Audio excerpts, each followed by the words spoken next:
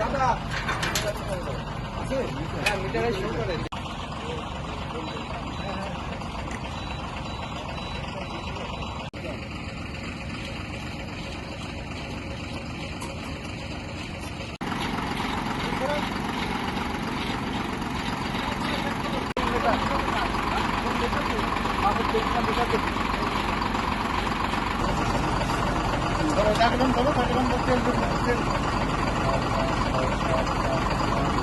এই বন্ধু এই জায়গায় তেল পড়তো না 7 দাগ। হ্যাঁ 7 দাগ তো তখন ভাবতাম না।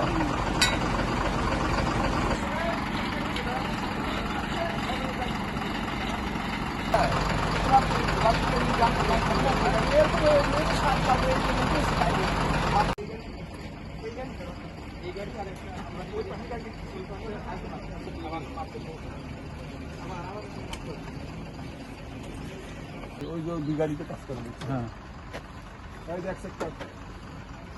ওই গাড়িতে কি মাল আছে?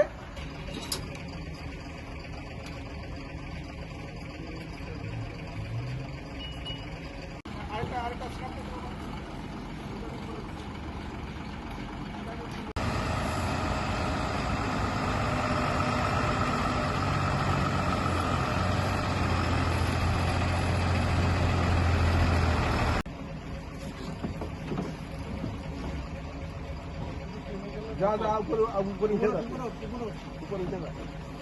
এদিক হ্যাঁ এদিক মুখ দিয়ে করি, এদিক মুখ দিয়ে। হ্যাঁ নিচে নামো, নিচে। হ্যাঁ বোতলের উপর আনতে হবে। হ্যাঁ এমনি বোতল।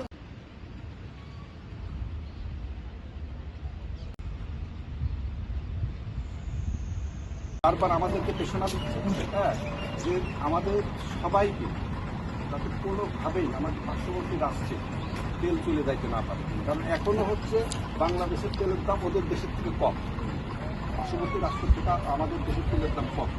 কম বলে না যেখান থেকে আনে সেখান থেকে কম কিনে আনে তা না, এই দেশের সরকার এই তেলের উপরে ভর্তুকি দেয়, অনেক টাকা ভর্তুকি দেয়। হয়তো আমি সেইটা 100 টাকা করে কিনতে পারি, বুঝছেন। এখন এই তেল যদি 150 টাকা হয়, সেই সামান্য লাভের জন্য আপনারা যদি তেল এই গাড়িতে 200 লিটার তেল নিয়ে চলে যান, চলে আসার সময় 100 লোক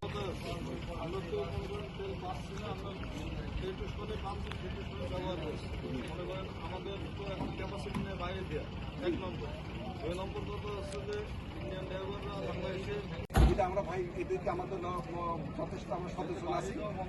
হ্যাঁ ভাই, বাইরে যাওয়া বন্ধ আসলে তো আমরা এখান থেকে বন্ধ করতে পারবো না, এটাও সরকার পদক্ষেপ নিবে। বা এই আমাদের এখানে স্যার এটা স্বাধীনভাবে চলে। হ্যাঁ এটা ঠিক আছে, আর ওদের ওখানে